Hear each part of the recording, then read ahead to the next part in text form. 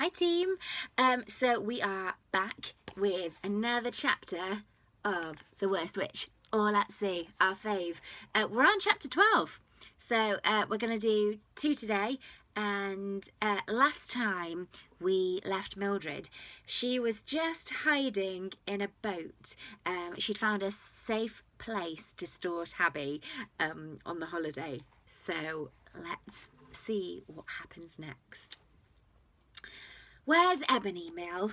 asked Maud, as Mildred arrived back in the dormitory carrying the cat basket with the door open. "He's all right, isn't he?" "I don't know," said Mildred. "He jumped out when I was on my way to Miss Hardbroom and disappeared out of the nearest window along the battlements. I expect he'll be back soon. He's a more adventurous cat than Tabby." At least that's part true, she thought. Here's Maud, checking out her mate. She thought miserably, feeling terrible at telling such an appalling amount of lies to her best friend.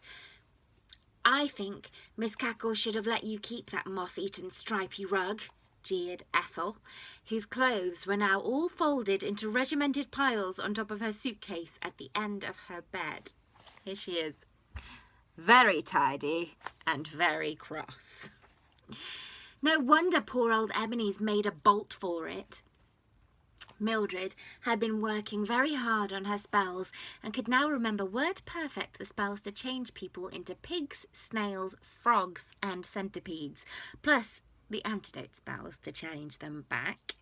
She was sorely tempted to lash out and turn Ethel into a centipede for 10 minutes, but managed to restrain herself when she remembered the other occasion in first term when she had got into the most awful trouble with Miss Hardbroom for changing Ethel into a pig.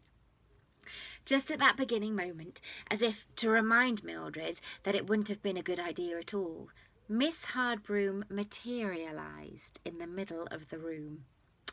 "Excellent, Ethel," she said, a wave of her bony hand indicating Ethel's neat pile of belongings. "If only you all had such organised brains as Ethel Hallow, Form 2. Ethel could make a rubbish tip look like an army barracks. Even her cat knows how to arrange itself with taste."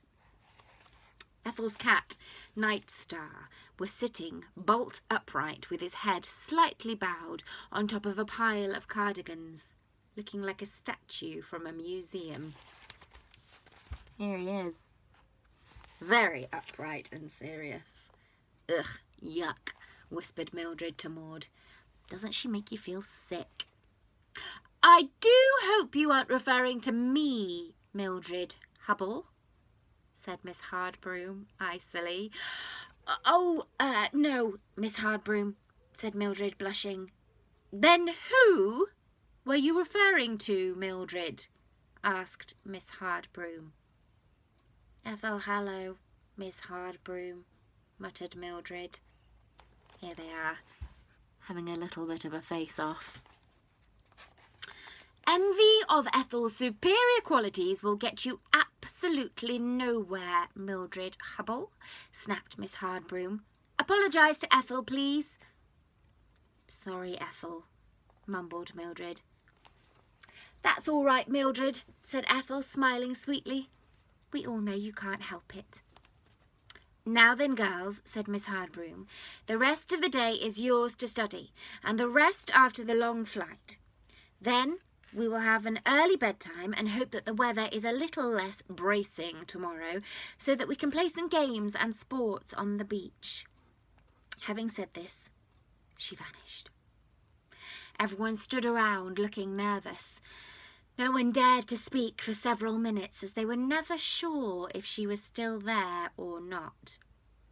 Ethel was the first to speak, saying, just to be on the safe side, "Well, I'm going to sit on my bed and brush up on my chanting.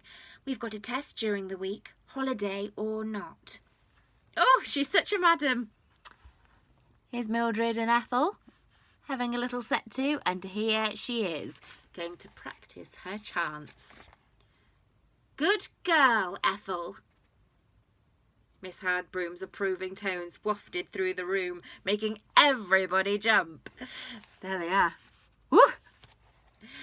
There was a hasty scramble as the pupils of Form 2 all dived for their beds and took out their spell and chanting books and arranged themselves in as studious-looking positions as possible.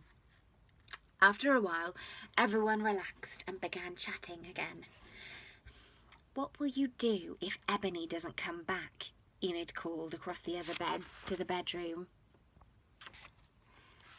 "Oh, he'll be back," said Mildred, vaguely. "And even if he's gone for a few days, I'm sure he'll be back in time to go home."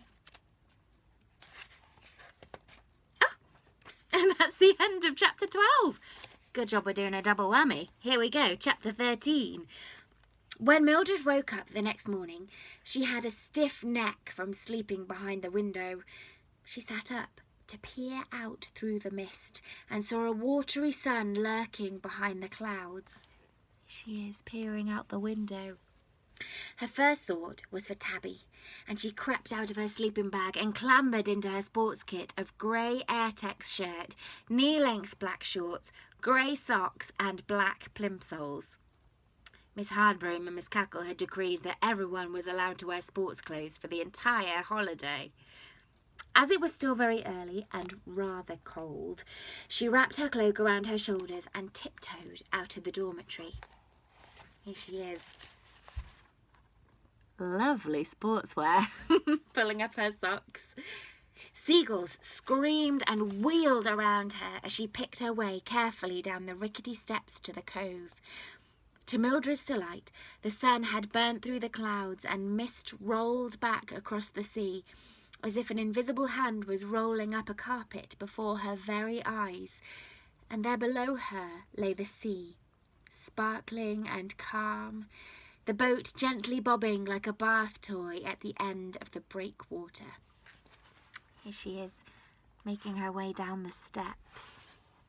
Mildred's spirits lifted like the mist as the sun warmed her tousled morning hair, and she watched the sea turn bluer by the minute. It seemed a completely different place from yesterday. Tabby was curled up on a pile of rope inside the shelter at the end of the boat. Mildred could see him as she peeped in through the window. "Oh, good morning, Tab," she said, opening the door. "I've brought your breakfast." Tabby sprang onto her shoulder with one bound and rubbed his head into her neck. Here he is, leaping into her arms. He certainly seemed none the worse for his night on board the boat. Mildred unwrapped the little parcel of food which she had brought.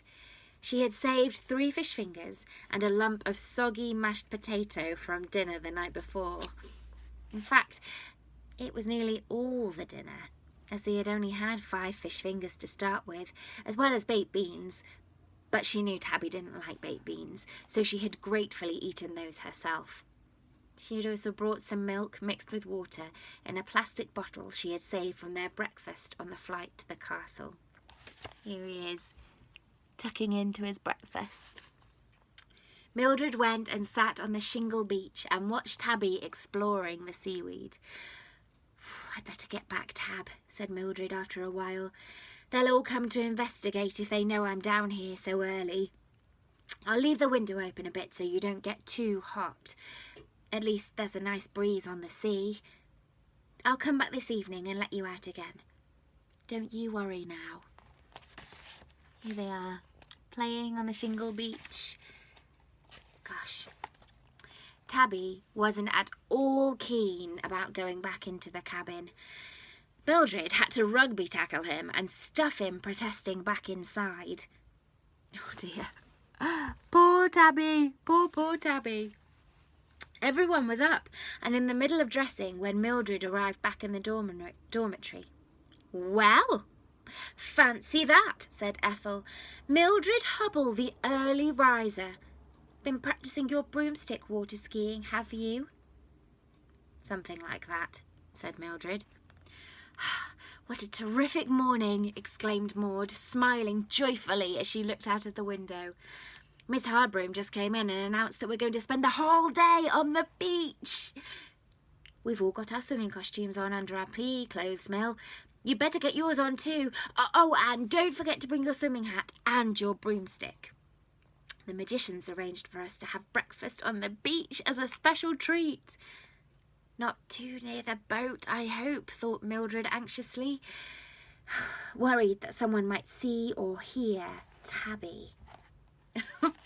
Here's Maud with her broomstick and her swimming cap. Miss Cackle and Miss Hardbroom were waiting for the members of Form 2 in the little courtyard. "Good morning, girls," said Miss Cackle, beaming. "Such glorious weather after yesterday.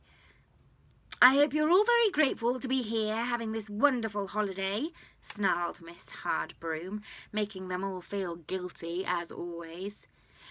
"Yes, Miss Hardbroom," chorused the girls. Yes, Miss Hardbroom," said Miss Cackle.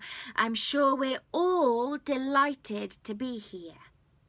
Now then, as we all have our broomsticks with us, we may as well fly down to the cove instead of using those rather worn-looking steps.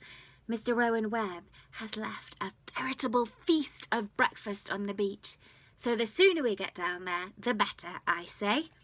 Take it easy on the way down. The cliffs are very steep.